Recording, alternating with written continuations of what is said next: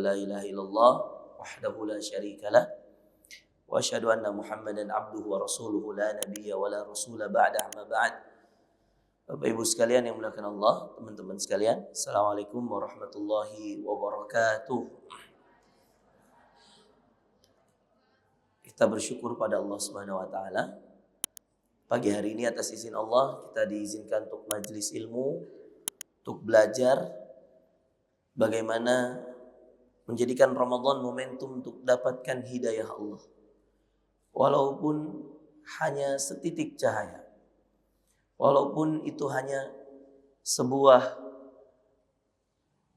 titik terang bahwa ada jalan untuk taubat, ada jalan untuk mendapat ampunan. Ramadan ini diambil dari kata Ramadan dalam bahasa Arab. Artinya sesuatu yang membakar. Maka Ramadan itu yang dibakar paling utama adalah dosa kita. Yang kedua, hawa nafsu kita. Yang ketiga, ketidakpedulian kita. Tiga hal inilah yang menjadikan manusia itu binatang. Saya ulangi. Ada tiga hal yang dibakar di bulan Ramadan. Mengapa namanya Ramadanun? Karena diambil dari bahasa Arab yang berarti Ramadan. Sesuatu yang membakar, panas. Apa yang dia bakar Ustaz? Tiga hal. Dan tiga hal ini kalau manusia tidak membakarnya segera, maka dia sama dengan binatang. Hal yang pertama, dosa-dosa mereka. Hal yang kedua, hawa nafsu mereka. Dan yang ketiga, ketidakpedulian mereka. Subhanallah, bahkan binatang kadang-kadang lebih peduli daripada kita. Subhanallah, bahkan nafsunya binatang dia salurkan dengan cara yang baik. Kemarin ada viral sebuah video, teman-teman. Supir Grab atau Gojek online bawa mobil, penumpangnya berhubungan di belakang. Lihat, penumpangnya berzina di belakang. Naudzubillah. Kalau dia suami istri, dia sudah kehilangan rasa malu. Dan saya tidak yakin itu suami istri. Saya tidak yakin. Saya tidak yakin dia suami istri. Percaya sama saya.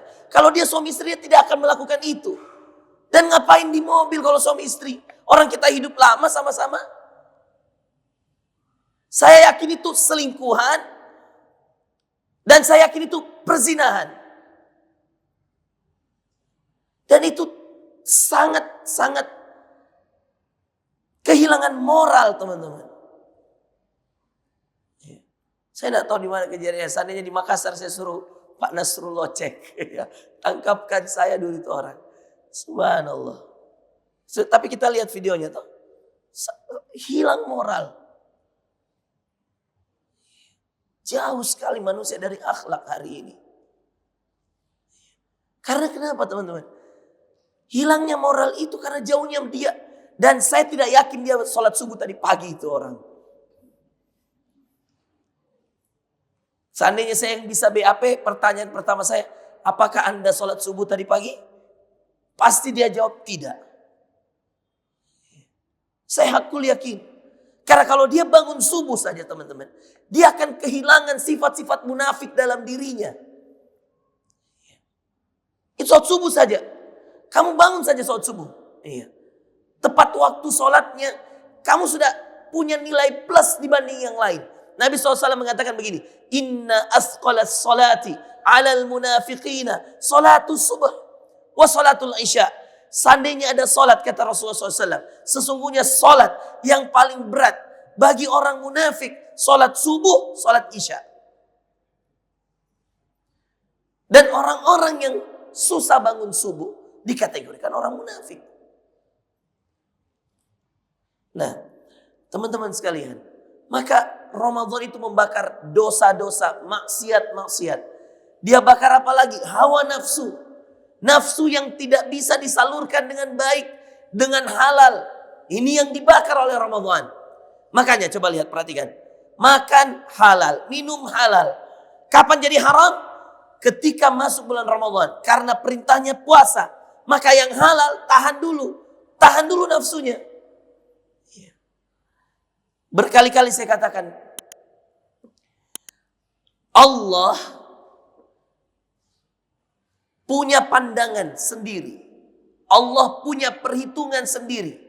Tidak bisa kita manusia menghukumi manusia dari zahirnya saja. Tidak bisa. Iya. Karena ada hati yang diukur oleh Allah.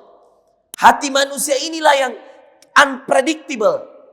Tidak bisa diprediksi. Seorang wanita yang menjual dirinya, pelacur, penzina, na'udzubillah. Yang kemudian dalam hadis Muslim, kata Rasulullah SAW, kanat imra'atan baghiyah. Ada seorang wanita yang penzina. Dia mendekati sebuah danau. Fara'at kalba. Lalu dia lihat seekor anjing. Setelah dia lihat seekor anjing itu, anjing ini kehausan. Menjulurkan lidahnya. Lalu dia kemudian melepas sepatunya. Lalu dia bungkukkan badannya, dia ambil air di danau. Lalu dia minumkan anjing itu. Sampai anjing itu kenyang. Perhatikan. Satu amalan. Apa kata Rasulullah SAW? Kata Rasulullah SAW, dengan itu Allah ampuni semua dosanya. Padahal dosanya dosa besar, teman-teman. Apa dosanya? Berzina. Menjual dirinya. Dan itu diampuni hanya memberi air seekor anjing tanpa modal. Dia tidak beli airnya. Padahal dosa besar itu butuh taubat nasuha. Tapi begitulah Allah. Pandangan Allah. Perhitungan Allah. Cara Allah menghisap. Unpredictable. Kalian gak bisa prediksi. Paman Nabi Abu Talib sampai ujung hidupnya. Padahal ada Nabi ketika dia wafat di sampingnya. Tapi tidak bisa mengucapkan la ilaha illallah. Sedangkan Hindun. Pernah dengar nama Hindun, saudara sekalian? Nama seorang wanita yang pernah membelah dada pamannya Nabi Hamzah. Lalu dia makan, dia keluarkan hatinya.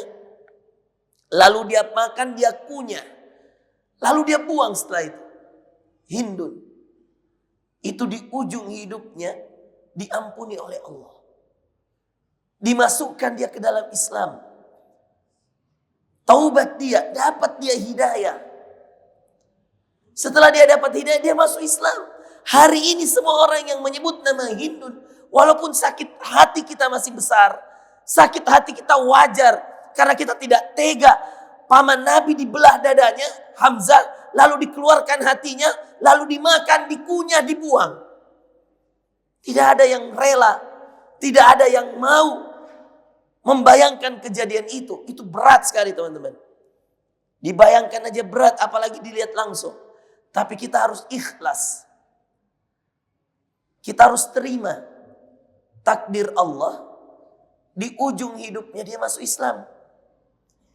Dia dapat hidayah. Setelah itu dia jadi muslimah.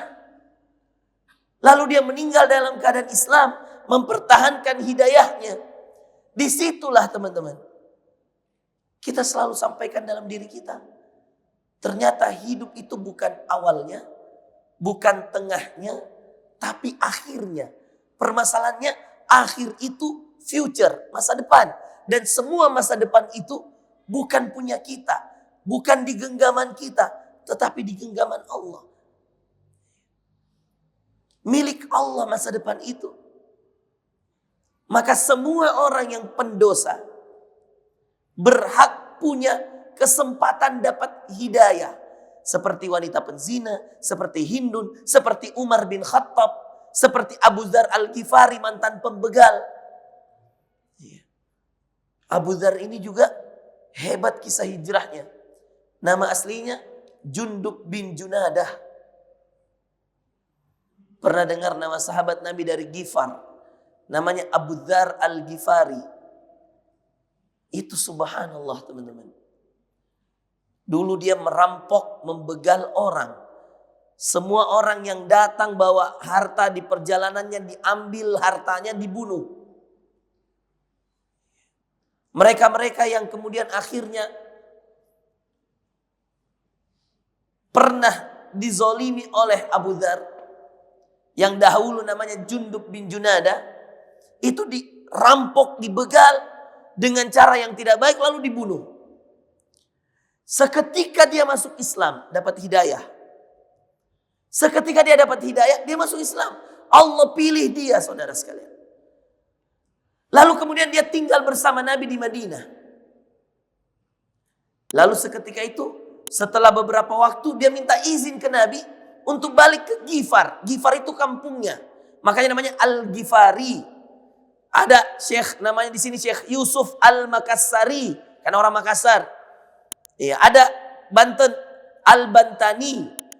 Ada di Padang Al-Minangkabawi gitu. Ya. Itu biasanya orang menjuluki dirinya sesuai dengan nama tempatnya. Imam Muhammad Al-Bukhari. Muhammad bin Ismail Al-Bukhari. Nama aslinya bukan Imam Bukhari. Itu julukannya. Karena dia dari Bukhara. Bukhara itu di Uzbekistan. Nama aslinya Muhammad bin Ismail Al-Bukhari. Apa yang terjadi teman-teman? Abu Dzar setelah dia dapat hidayah, dia minta izin ke Nabi sallallahu alaihi wasallam. Kata Abu Dzar, "Ya Rasulullah, izinkan saya kembali ke Ghifar, ke kampung saya, mendakwahi kaum saya di sana." Kata Rasulullah sallallahu alaihi wasallam, "Wahai Abu Dzar, kembalilah kamu ke kampung kamu, mengajak orang-orang di sana untuk masuk Islam. Tetapi sampaikanlah dengan cara sembunyi-sembunyi." Sirron bahasa Arabnya. Sembunyi-sembunyi. Apa kata Abu Dzar teman-teman? Kata Abu Dzar Al-Ghifari, "Ya Rasulullah, saya tidak akan mengajak mereka sembunyi-sembunyi." Kata Rasulullah, "Jika engkau tidak mengajak mereka secara sembunyi-sembunyi, maka itu akan membahayakan kamu." Kata Abu Dzar, "Ya Rasulullah, saya malu kepada Allah. Dulu sebelum saya dapat hidayah, saya membunuh mereka, merampok mereka terang-terangan. Mengapa setelah saya dapat hidayah, saya harus menyampaikan kebenaran sembunyi-sembunyi? Saya malu sama Allah. Maka izinkan saya, apapun resikonya, apapun yang harus saya korbankan, walaupun saya harus disiksa oleh mereka, walaupun mereka benci sama saya, izinkan saya menyampaikan kebenaran ini terang-terangan. Saya malu pada Allah ya Rasulullah. Saya dahulu bermaksiat, berbuat dosa terang-terangan, lalu saya harus mendakwahi kaum saya sembunyi-sembunyi."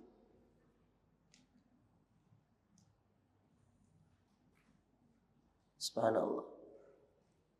Hidayah milik Allah. Satu kisah terakhir sebelum kita masuk pada inti materi kita.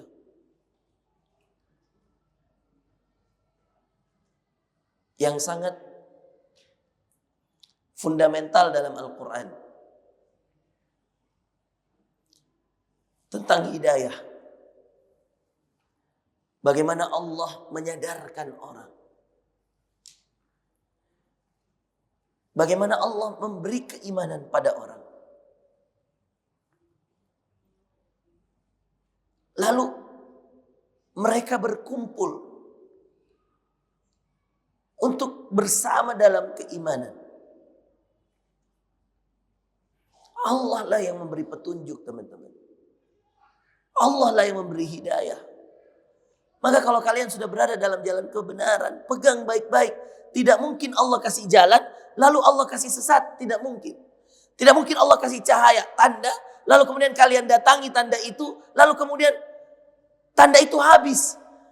Tidak mungkin. Pasti tanda itu akan terus ada. Dan pasti ada jalan yang kemudian Anda akan terus menelusuri jalan itu sampai kemudian sampai di tujuan. Tidak ada jalan Allah itu buntu. Tidak ada. Tidak ada orang hijrah cari hidayah. Terus setelah dia dapat hidayah, buntu Ustadz. Saya sudah sholat Ustadz. Saya sudah ngaji. Saya sudah doa. Terus kenapa? Buntu. Tidak ada jalan Ustadz. Ada jalannya.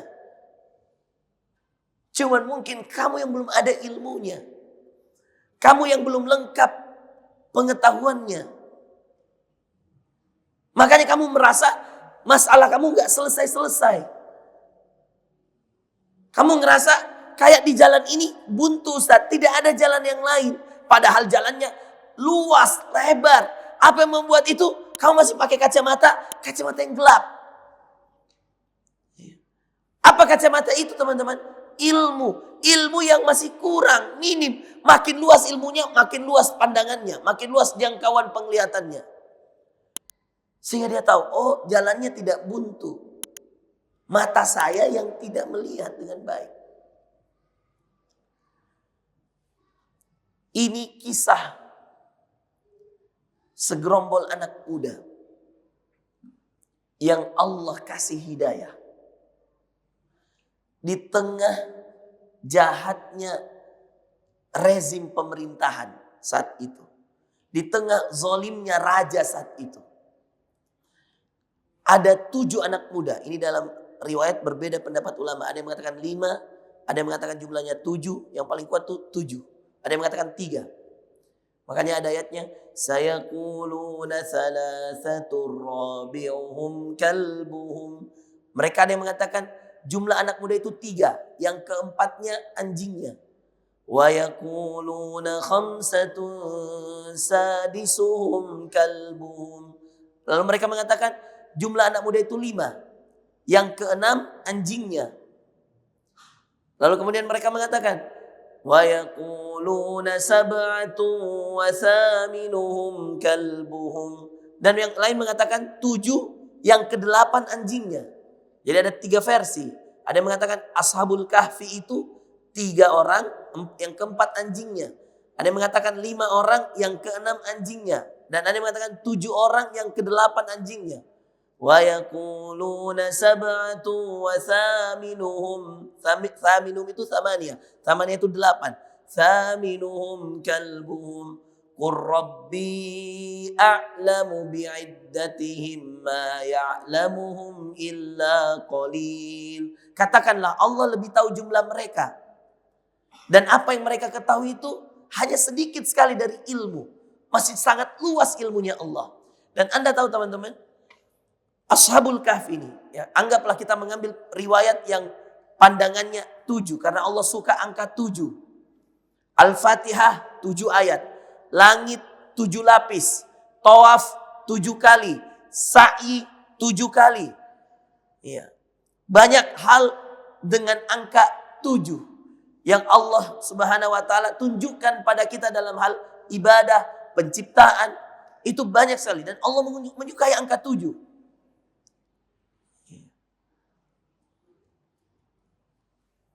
Dan subhanallah teman-teman, ketika kemudian Ashabul Kahfi ini dapat hidayah, mereka awalnya tidak saling kenal. Tapi tiba-tiba satu persatu dipertemukan, satu persatu dipertemukan. Seperti sebuah circle hari ini. Yang kalau kalian datang kajian, kenalan. Siapa tahu kenalanmu akhwat, dia punya kakak gagah soleh. Siapa tahu. Dan kalian juga siapa tahu sesama ikhwan, siapa tahu dia punya, kalau bapak-bapak, dia punya anak perempuan. Ketemunya di kajian, insya Allah baik semua. Siapa tahu dia punya adik perempuan. Siapa tahu jodoh. Dan subhanallah perkara jodoh itu selalu para sahabat terdahulu tidak pernah jauh-jauh ambil jodoh. Mereka saling jodoh menjodohkan anak-anak mereka dengan orang-orang yang mereka anggap terpercaya. Bahkan mereka tidak malu untuk menawarkan anaknya. Umar bin Khattab teman-teman, punya anak perempuan gadis cantik pintar. Namanya Hafsah. Siapa namanya? Hafsah. Makanya Umar itu dijuluki Abu Hafsah. Kunyahnya Umar juga Abu Hafsah. Apa itu Abu Hafsah? Ayahnya Hafsah. Anda tahu teman-teman, Umar itu bawa Hafsah, nawarkan Hafsah ke Utsman. Padahal Hafsah ini gadis. Sedangkan Utsman ini sudah punya istri. Tapi dia lebih rela, lebih pilih Hafsah jadi istri kesekiannya Utsman, daripada jadi istri pertamanya orang lain. Saking dia pengennya Hafsah ini dijaga sama orang soleh, kaya yang baik hati. Utsman itu sudahlah kaya, gagah, pemberani, soleh. Kalau beramal diam-diam, pemalu. Utsman ibni Affan ditawarkan Hafsah. Kata Utsman, tidak dulu wahai Umar. Lebih hebat lagi, Umar datangi Abu Bakar yang lebih jauh tuanya dibanding Hafsah. Ini anak gadis teman-teman. Dia datang ke Abu Bakar lalu mengatakan, wahai Abu Bakar, nikahi putri saya. Anda bayangkan ini. Zaman itu Abu Bakar sudah sangat senior. Zaman itu Abu Bakar As-Siddiq sudah punya istri, punya anak. Tapi masih ditawari Hafsah oleh Umar. Apa yang dia inginkan? Dia ingin memastikan calon suaminya Hafsah ini orang baik. Tidak apa-apa Hafsah jadi istri kesekian. Yang jelas dia orang soleh, orang baik. Tapi Abu Bakar juga menolak. Lalu Abu Bakar memberitahu pada Umar, tunggu Umar, akan ada berita yang saya akan berikan pada kamu.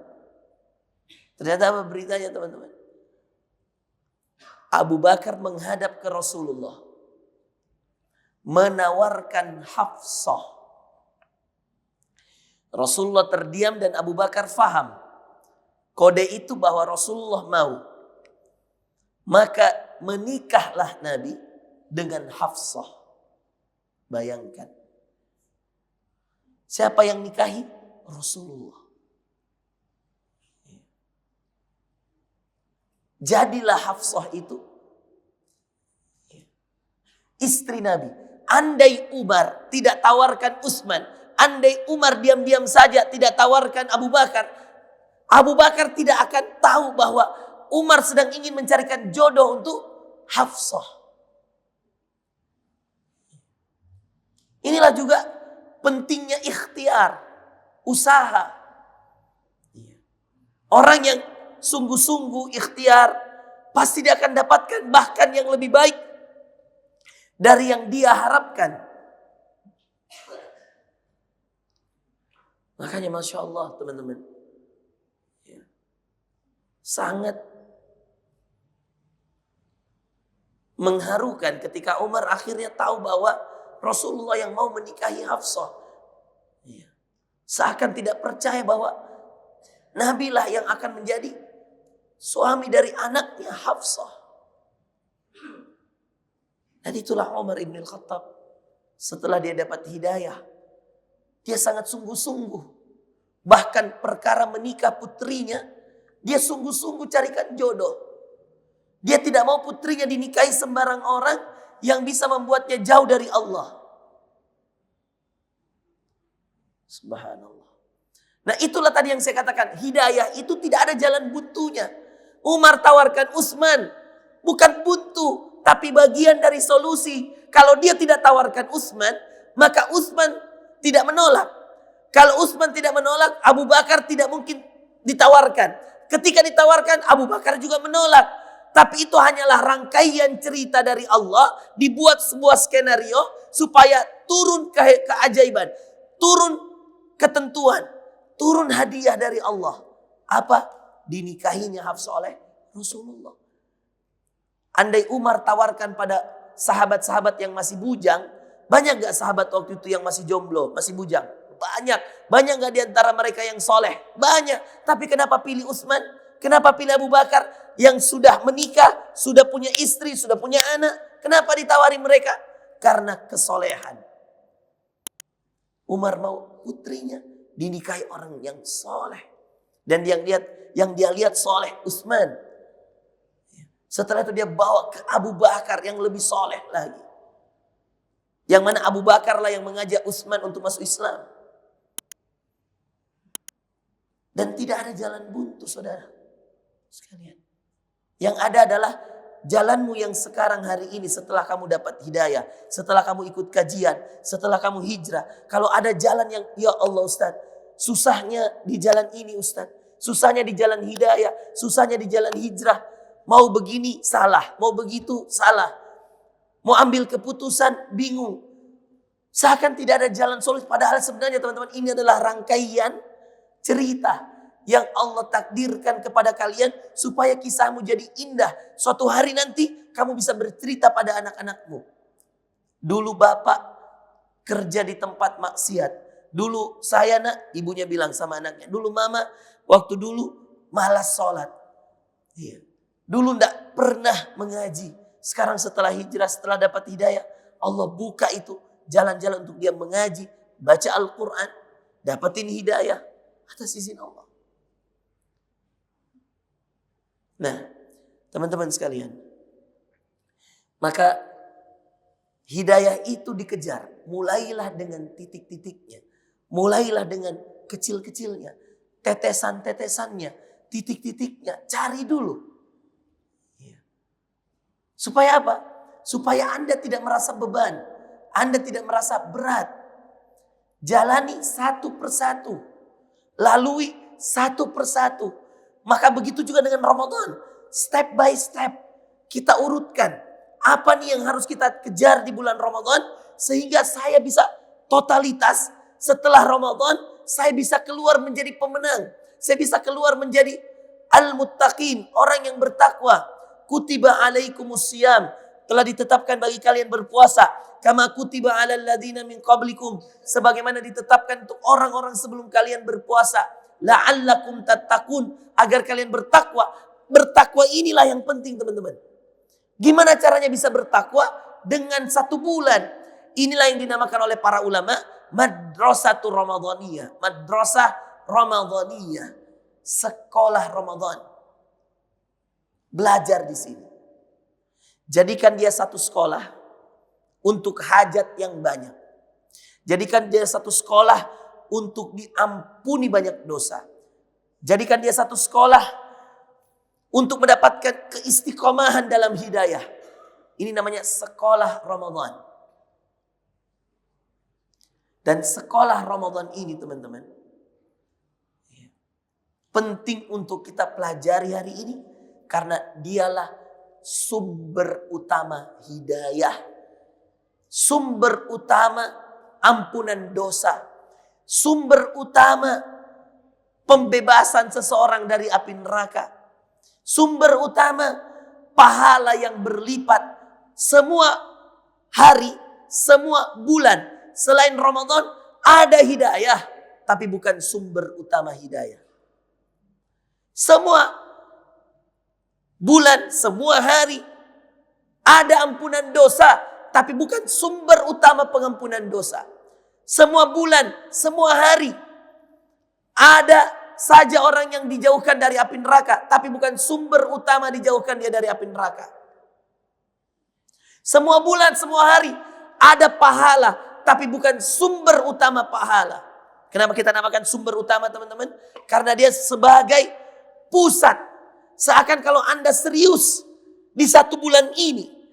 Serius saja. Saya cuma minta 1 bulan teman-teman. Seriusin. Saya jamin dan saya garansi 11 bulanmu baik. Fokus 1 bulan. Bilang aja seperti ini dalam hati. Gak apa-apa nih sama saya. Ini akad manusiawi aja. Antara saya sebagai guru dan kalian murid. Akad manusiawinya gini aja. Kalian bilang sama saya, Ustadz, saya mau jadi orang soleh 1 bulan saja Ustadz. Saya mau tahajud 1 bulan saja Ustadz. Saya mau ngaji 1 juz 1 hari. Sampai saya khatam pas 30 hari 1 bulan saja. Saya mau duha 2 rakaat, 4 rakaat 1 bulan saja Ustadz. Setelah itu saya mau lihat Ustadz. Tergantung bagaimana hidayahku. Sepakat. Saya sepakat. Kita akad. 1 bulan saja. Fokus serius. Bahkan boleh ada yang bilang begini. Saya mau Ustadz. Sungguh-sungguh tinggalkan dosa 1 bulan saja. Sepakat. Setelah itu lihat. Bagaimana 1 bulan ini merubah dirimu. Tapi saya minta sesuai akad kita fokus. Bisa Ustadz 1 bulan? Bisa. Lihat hidayah-hidayahnya. Lihat titik-titiknya. Sehingga dia jadi cahaya. Ada 7 titik cahaya teman-teman. Perhatikan. Yang kita bersepakat hari ini. Kalau Anda beberapa hari lagi ke depan. 4 hari, 5 hari lagi. Kalau Anda maksimalkan ini titik-titiknya. Anda kumpulkan hidayah ini. Yang 7 ini yang akan saya sampaikan ke kalian. Saya berani garansi, insya Allah. Ya, sebagaimana kalau ada orang beli handphone, ada orang beli apa, garansi berapa tahun ini? 1 tahun. Ya, saya berani garansi 11 bulan ke depan. Sampai ketemu lagi sekolahnya. Apa sekolahnya? Sekolah Ramadan. Sampai ketemu lagi sumber utamanya, Ramadan. Sampai ketemu lagi sumber ampunannya, Ramadan. Sampai ketemu lagi tempat turunnya Quran, bulannya Quran, Ramadan. Saya berani garansi insya Allah. Asalkan penuhi 7 ini. Jadikan setiap 7 ini 1 titik, 1 titik, 1 titik, 1 titik, 1 titik, 1 titik. Sehingga menjadi titik-titik cahaya hidayah. Yang akhirnya 7 titik cahaya hidayah ini. Yang tanya setitik, setitik, setitik, setitik. Kita kumpulkan. Kita ikhtiarkan. Kita maksimalkan, kita doakan.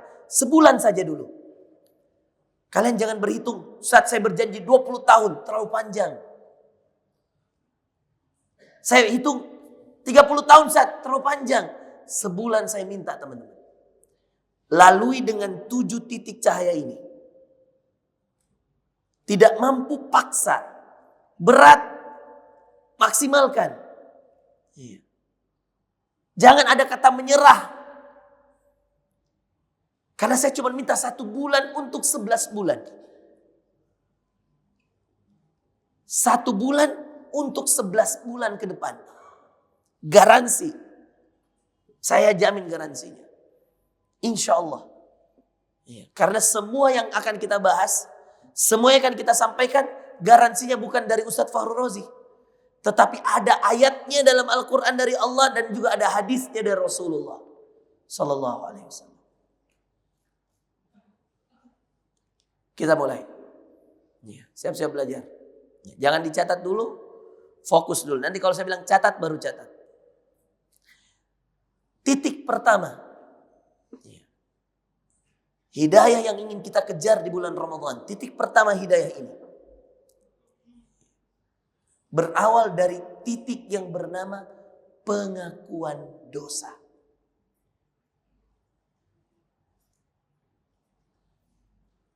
Fa'tarafna bidunubina. Kata Allah dalam Al-Quran, kami akui dosa-dosa kami. Fa'tarafna bidunubina. Ya Allah, kami akui dosa dan khilaf kami. Tulis sekarang. 7 titik. Catat sekarang teman-teman. 7 titik cahaya. Yang bisa mengantarkan hidayah. Di bulan Ramadan. Tulis. 7 titik cahaya. Yang dapat mengantarkan. 7 titik cahaya. Yang dapat mengantarkan hidayah di bulan Ramadan.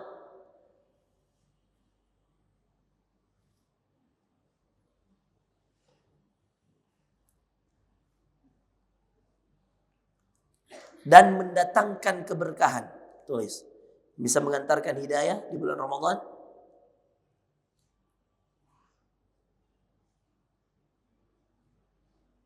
Dan mendatangkan keberkahan. Titik 2. 1.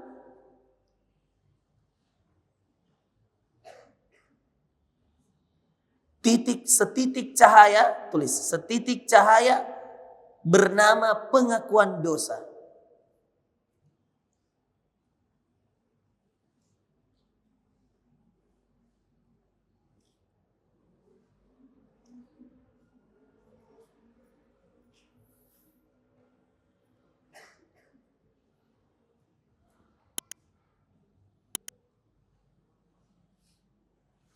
Baik.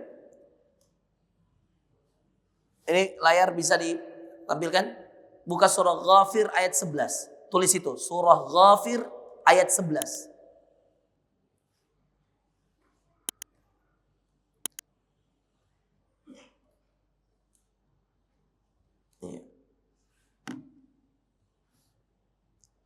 Sudah? Surah Ghafir ayat 11. Coba tampilkan. Mengakui dosa. Yang kedua, Al-A'raf ayat 23. Mengakui dosa.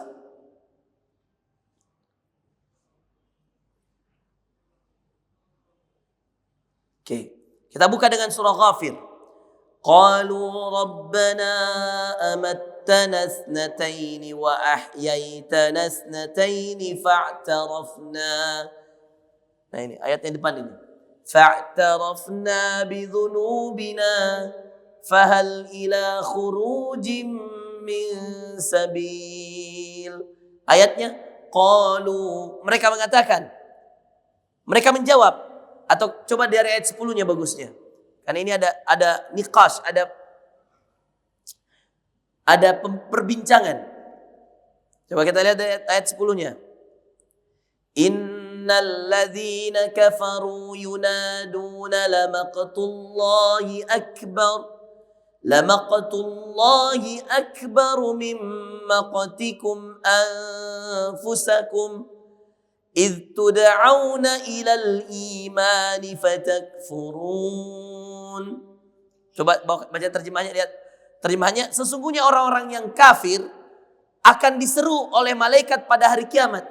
Sungguh kebencian Allah untukmu jauh lebih besar daripada kebencianmu pada dirimu sendiri. Ini di akhirat nanti. Ketika kamu diseru untuk beriman, lalu kamu mengingkarinya. Kamu diajak untuk kajian, kamu diajak untuk bertakwa, kamu diajak untuk dapat hidayah, lalu kamu mengingkarinya. Kira-kira begitu. Ini, bayangkan ini ayat di surah Ghafir ayat 10, teman-teman. Nanti Allah lebih benci sama orang yang ada di neraka daripada bencinya dia, menyesalnya dia pada dirinya sendiri. Bayangkan. Udah masuk neraka nih orang.